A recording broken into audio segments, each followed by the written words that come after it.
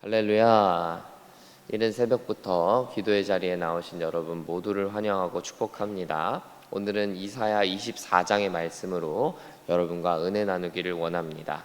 제가 일전에 이사야 12장 설교하면서 이사야를 여러 부분으로 이렇게 나눈다고 하면 1장부터 12장까지를 첫 번째 파트로, 또 13장부터 25장까지를 두 번째 파트로 나눌 수 있다, 이렇게 말씀드린 적이 있죠. 12장과 25장에는 특징적으로 찬송이 나오기 때문이에요. 그게 일종의 하나의 기준점, 구분점을 해주는 거죠. 그래서 13장부터 25장까지가 이방 나라들에 대한 심판 예언이 나오는데, 그리고 그 심판 예언의 중심에는 아수르라는 나라가 자리 잡고 있었는데, 하나님은 아수르를 사용하셔서 하나님의 반대편에 있는 이방 나라들을 심판한다, 심판할 거다, 계속해서 반복해서 말씀하셨기 때문이죠. 그리고 이제 25장이 끝나기 전에 오늘 본문 24장에서 드디어 심판의 때가 드러나는 거예요. 이제 할 거야 심판할 거야 했던 것들이 24장에서 완전히 드러나고 25장에서는 이제 엔딩 크레딧 올라가는 거예요. 이제 그렇게 이해하시면 되겠어요. 그래서 오늘 본문 24장은 묵시문학의 형태를 띠고 있는데, 이게 무슨 말인가 하니까 쉽게 말하면 심판의 모습은 어떤 모습일까를 하나님이 예언자의 예언을 통해서 미리 보여주시는 거예요. 즉 아수르에 의해서 하나님이 심판하실 모습은 어떤 모습으로 심판이 이루어지는가, 심판의 장면은 어떤 모습인가를 오늘 본문이 가르쳐 준다는 거죠.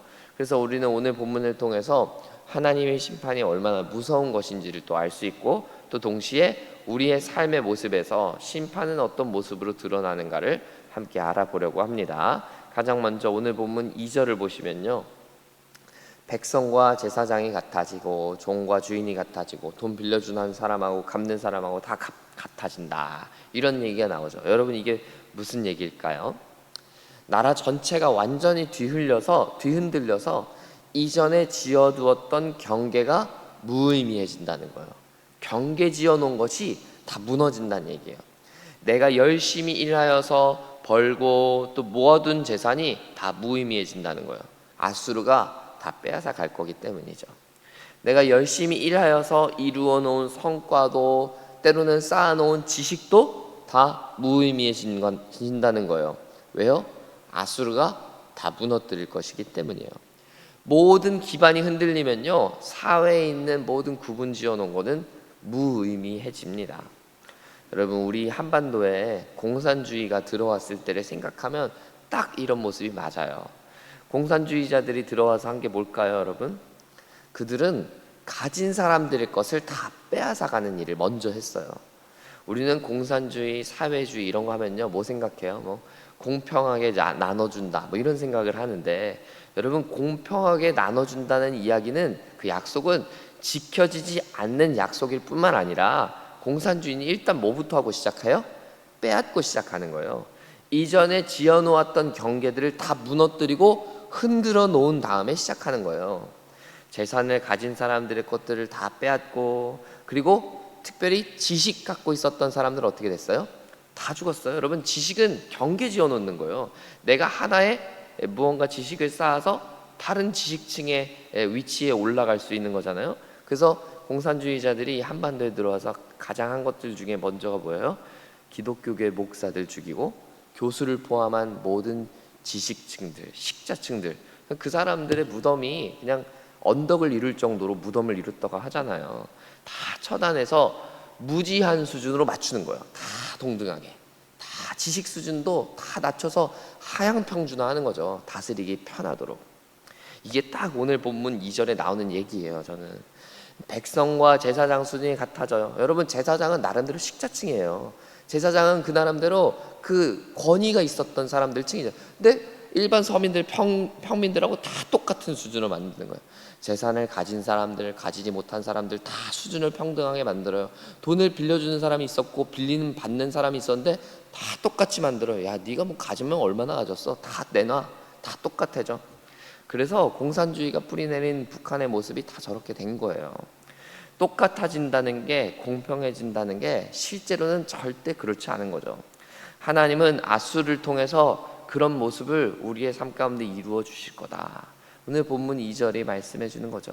아수르가 다 빼앗아 갈 거고 이전에 세워놓았던 경계와 우리가 어떻게 보면 일궈놓았던 땅 문서들 다 빼앗기고 경계가 무너지기 때문이에요. 여러분, 그러니까 우리가 때로는요, 제가 뭐 정치 얘기하고 싶은 건 아니지만 똑같아진다, 다 우리 평등해질 거야, 공평해질 거야, 이게 어쩌면 하나님의 심판의 모습으로 드러날지도 모르겠다. 저 그런 두려운 마음도 생각해봐요. 여러분, 남들이 나보다 뭐 더 높아지는 것 같다, 더 많이 가지는 것 같다, 그거 시기하고 부러워할 필요도 없고요, 우리가 탐낼 필요도 없어요. 그거에 우리가 막 질투심을 느낄 필요도 없어요. 그 다르면 다른 게 또 좋은 거예요. 다른 대로 우리가 번영하고 또 평화로운 삶을 이루어갈 수 있는 건지도 몰라요. 근데 자꾸 우리의 마음 가운데 어떤 게 일어나는 거예요? 저 사람 나보다 더 많이 가졌어, 저 사람 나보다 더 뛰어나, 그러니까 어떻게든 좀 끌어내려 보자, 너나 나나 뭐 내가 뭐 그렇게 차이 나냐, 내려와봐, 그래가지고 누군가 빼앗자 하는 마음에 그냥 편승해가지고 그거 좋은 게 아닐 수가 있다는 거예요. 여러분, 그게 다 하나님의 심판의 모습으로 드러나는 건지도 모르겠다. 오늘 본문을 생각하면서 그런 묵상도 해봐요. 그래서 하나님 앞에 우리가 그저 내 수준 그대로, 나의 가진 그대로 최선을 다해서 또 내가 경계 지어놓은 것 안에서 아름답고 평화를 누리면 되는 것 아닌가, 이런 생각을 해보게 됩니다. 오늘 본문 3절부터 5절까지를 보시면요, 가장 첫 번째로 등장하는 단어가 뭐예요? 3절, 4절, 5절, 바로 땅이죠. 땅. 3절도 땅이란 말로 시작하고 4절도 땅이라고 시작하고 5절도 땅이라고 시작하죠. 아수르를 통한 하나님의 심판의 결과가 어디에 나타난다는 거예요? 땅에 나타난다는 거예요. 땅이 황폐해질 거다, 땅이 공허해질 거다, 계속 얘기하죠. 오늘 본문이 말씀하시는 건 바로 그거예요. 사실 같은 맥락으로도요, 1절을 보면 하나님이 땅을 공허하게 하실 거다, 첫 구절에서 말씀하고 있어요. 오늘 본문 1절부터 13절까지 보면요, 땅이라는 단어가 정말 자주 나와요. 여러분 한번 집에 가셔서 재미로라도 한번 세어보세요, 몇 번 나오는지. 이처럼 하나님의 심판이 어디에 임한다고 강조하고 있다고요? 바로 땅에 임한다 강조하는 거예요. 왜냐하면 5절 지금 마지막 구절에 말씀하신 대로 율법을 범하며 언약을 깨뜨린 장소가 바로 땅이기 때문입니다. 하나님이 계신 장소인 하늘과 사람들, 특별히 언약 백성들이 거하는 장소인 땅, 이 중에서도 오늘 심판의 근거가 되는 장소가 바로 땅인 거예요. 하나님을 믿어야 될 사람들, 하나님을 향한 신뢰를 지켜야 될 사람들이 하나님을 배반했고 불순종했다는 거예요. 그래서 하나님은 사람이 거하시는 그 장소, 땅을 뒤집어 엎고 혼란스럽게 하시는 거죠. 저는 여기서 우리가 생각해 봐야 될 것은 아수르라는 하나님의 회초리의 시작이 어디인가, 무엇 때문인가 생각해 봐야 된다고 생각해요. 땅에서 범죄한 백성들 때문이라는 것이죠. 하나님을 믿어야 될 이들이 하나님을 믿지 않음으로 인해서 하나님은 아수르라는 무시무시한 심판을 불러 오셨다는 것이죠. 이처럼 오늘날도 마찬가지예요. 이 나라와 이 민족에게 우리의 삶의 자리마다 임하는 심판과 진노의 근원지는 무엇이라는 거죠? 바로 하나님에 대한 불순종이라는 것입니다. 제가 좀 쉽게, 좀 더 적나라하게 설명해 보면 이런 거예요. 우리가 삶에서 문제를 만나고 어려움을 만나고 심지어 우리가 열심히 하면 열심히 할수록 뭔가 꼬여가는 것 같은 문제를 만나는 이유, 여러분 그 가장 근본적인 이유가 무엇이라는 거예요? 내가 실수를 해서, 내가 좀 뭔가 모자라서, 내 역량이 부족해서, 그게 아니라는 거죠. 내가 하나님에 대한 불순종의 길, 죄악의 길에 서 있기 때문이라는 거예요. 즉 우리가 죄인이기 때문이라는 거예요.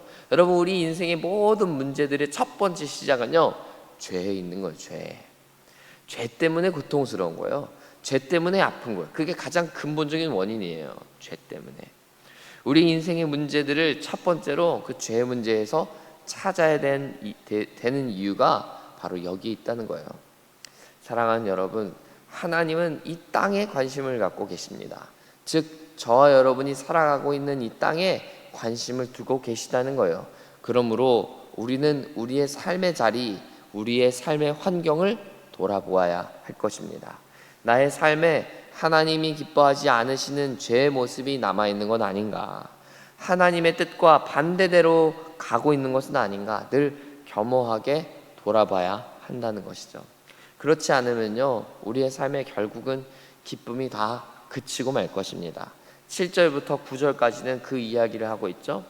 우리가 지난 22장에서 본 대로 재앙을 앞두고도 술에 취하며 기쁨에 취한 사람들, 그런 사람들이 있었지만 이제는 이사야가 예언한 대로 기쁨이 완전히 끊어져 버리는 결말을 맞이하게 될 것입니다. 하나님의 심판이 그들에게 진짜로 임할 것이기 때문이죠. 미래에 대한 이야기를 예언자가 예언할 때는 모두가 다 비웃었어요. 그러나 진짜 하나님의 심판이 임하게 되면, 하나님의 심판이 온 땅을 황폐하게 되는 때가, 그때가 되면 그 누구도 비웃을 수 없고 심지어는 그 누구도 기뻐할 수 없게 되는 거죠. 포도주로 즐거움을 삼던 그 모든 기쁨의 소리가 끊어지게 되는 겁니다. 영화관에 영화를 보러 간 적이 제가 언젠지 너무 오래되긴 했는데, 저는 간혹 영화를 보러 가서 영화 엔딩 크레딧이 올라간 이후에 그 늦게까지 그냥 크레딧이 올라가면 그냥 다 까매지거든요. 더 이상 뭐 화면이 안 나오는데 그 자리를 조금 더 지키고 있고는 합니다. 영화 소리로 쩌렁쩌렁하고 또 관중들의 집중도 있는 침묵과 때로는 웃음소리가 완전히 사라져버린 그 영화관에 앉아 있으면은 여러 생각이 듭니다. 기쁨의 소리는 언제든지 결국은 끊어지는 때가 반드시 온다라는 생각을 해보게 돼요. 여러분, 영화관만 그런가요? 무슨 축하 파티나 파티도 다 그렇잖아요. 영원할 것 같은 기쁨의 소리와 웃음의 소리도 언젠가는 반드시 끝이 납니다. 우리 인생도 마찬가지죠. 하나님 반대편에 서서 불순종의 자리에서 영원토록 행복할 것 같고 영원히 즐거울 것처럼 느껴지고 여겨지지만 사실은 그럴 수가 없다는 겁니다. 특별히 오늘 말씀의 근거에서 보면 하나님의 심판이 임하면 모든 것이 올스탑 된다는 것이죠. 사랑하는 여러분, 그러므로 우리가 정말로 하나님을 두려워야 해야 할 것입니다. 지금 우리가 누리는 기쁨도 즐거움도 모두 하나님 앞에서 완전히 끊어질 수 있는 정도로 하나님의 심판은 무서운 것입니다. 그래서 우리는 늘 우리가 선 땅을 돌아봐야 돼요.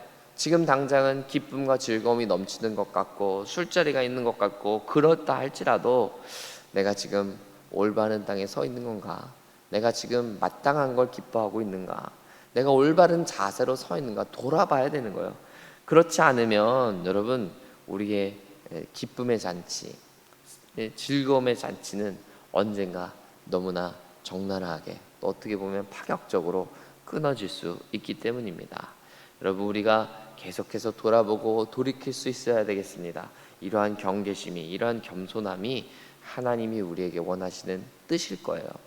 오늘 우리가 이 기도의 자리에서 그 주님 앞에 서게 되고 하나님의 인도하심을 따라 돌이켜야 될 때 바르게 돌이키게 되기를 소원하고, 그래서 오늘 본문에 이 정말 예언된 대로 온 세상이 공허하고 땅이 흔들리는 일들이 우리의 삶에 일어나지 않고 우리는 구원의 반열에 들게 되는, 정말 그래서 오늘 본문 13절에 말하는 대로 감람나무와 포도나무의 그 열매가 땅에 떨어져서 주운 바 되는 것처럼 우리가 남겨진 자, 주운 바 되는, 구원받게 되는 우리가 되면 좋겠습니다. 그래서 심판의 때 모두가 다 심판을 받을 때, 그런 혼돈의 때에 우리만큼은 구원받고 또 우리는 하나님이 원하시는 그 구원의 반열에 들게 되는 우리가 되었으면 좋겠습니다. 함께 기도하겠습니다.